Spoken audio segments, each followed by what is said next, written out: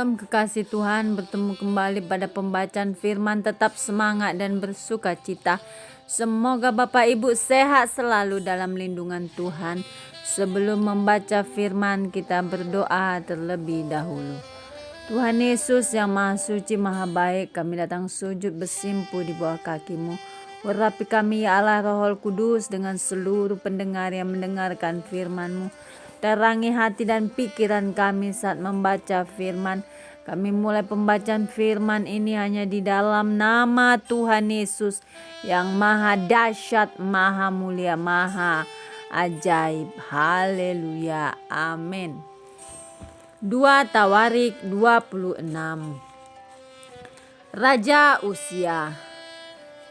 Segenap bangsa Yehuda mengambil Uzia yang masih berumur 16 tahun dan menobatkan dia menjadi raja menggantikan ayahnya Amazia. Ia memperkuat Elot dan mengembalikannya kepada Yehuda.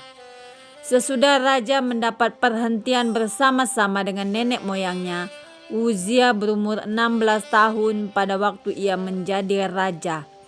Dan 52 tahun lamanya ia memerintah di Yerusalem. Nama ibunya ialah Yekholia dari Yerusalem. Ia melakukan apa yang benar di mata Tuhan, tepat seperti yang dilakukan Amazia ayahnya. Ia mencari Allah selama hidup. Zakaria yang mengajarnya supaya takut akan Allah.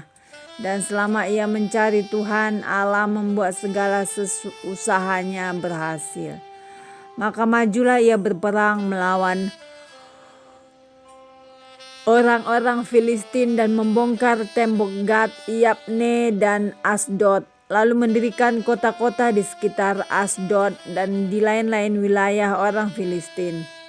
Allah menolongnya terhadap orang Filistin dan terhadap orang Arab yang tinggal di Gur Baal dan terhadap orang Meunim. Orang-orang Amon membayar upeti kepada Uzia. Namanya termasyhur sampai ke Mesir karena kekuatannya yang besar. Uzia mendirikan menara di Yerusalem di atas pintu gerbang sudut, di atas pintu gerbang lebak, dan di atas penjuru, serta mengokohkannya. Ia mendirikan juga menara-menara di padang gurun dan menggali banyak sumur, karena banyak ternaknya, baik di dataran rendah maupun di dataran tinggi. Juga ia mempunyai petani-petani dan penjaga-penjaga kebun anggur di gunung-gunung dan di tanah yang subur. Di gunung-gunung dan di tanah yang subur karena ia suka pada pertanian. Selama itu Uzia mempunyai tentara yang sanggup berperang, yang maju berperang dalam laskar-laskar menurut jumlah anak buah yang dicatat oleh panitera Yeiel dan penata usaha Maasea di bawah pimpinan Hanaya, salah seorang panglima raja. Kepala-kepala puak pahlawan-pahlawan yang gagah perkasa itu seluruhnya berjumlah 2.600 orang. Di bawah pimpinan mereka terdapat satu bala tentara terdiri dari 307.500 orang yang gagah perkasa dalam berperang untuk membantu raja dalam menghadapi musuh. Uzia memperlengkapi seluruh tentara itu dengan perisai, tombak, ketopong, baju zirah busur, dan batu umban. Ia membuat juga di Yerusalem alat-alat perang ciptaan seorang ahli yang dapat menembakkan anak panah dan batu besar untuk ditempatkan di atas menara-menara dan penjuru-penjuru. Nama raja itu termasyhur sampai ke negeri-negeri yang jauh karena ia ditolong dengan ajaib sehingga menjadi kuat. Setelah ia menjadi kuat, ia menjadi tinggi hati sehingga ia melakukan hal yang merusak. Ia berubah setia kepada Tuhan Allahnya dan memasuki bait Tuhan untuk membakar ukupan di atas mezbah pembakaran ukupan. Tetapi Imam Azaria mengikutinya dari belakang bersama-sama 80 imam Tuhan. Orang-orang yang tegas, mereka berdiri di depan raja Uzia dan berkata kepadanya, "Hai Uzia, engkau tidak berhak membakar ukupan kepada Tuhan. Hanyalah imam-imam keturunan Harun yang telah dikuduskan yang berhak membakar ukupan.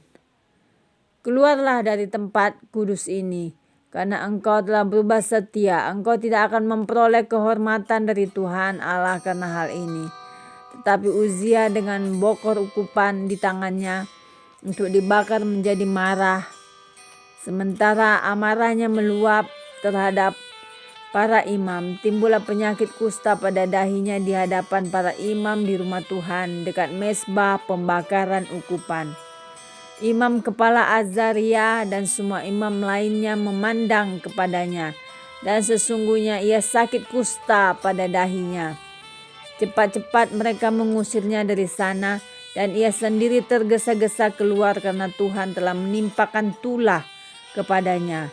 Raja Uzia sakit kusta sampai kepada hari matinya, dan sebagai orang yang sakit kusta, ia tinggal dalam sebuah rumah pengasingan, karena ia dikucilkan dari rumah Tuhan, dan Yotam anaknya mengepalai istana raja dan menjalankan pemerintahan atas rakyat negeri itu.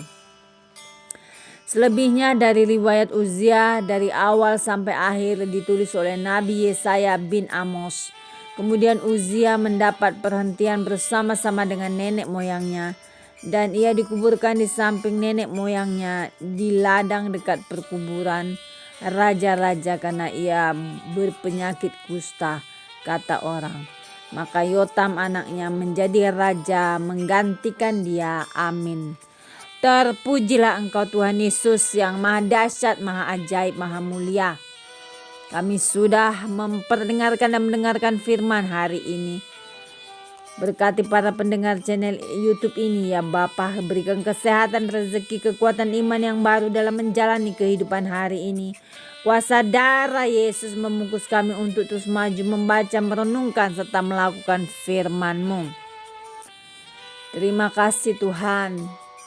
El Shaddai, Immanuel, Allah yang ajaib, Allah yang maha dahsyat, besar kasih setiamu dalam hidup kami Tuhan.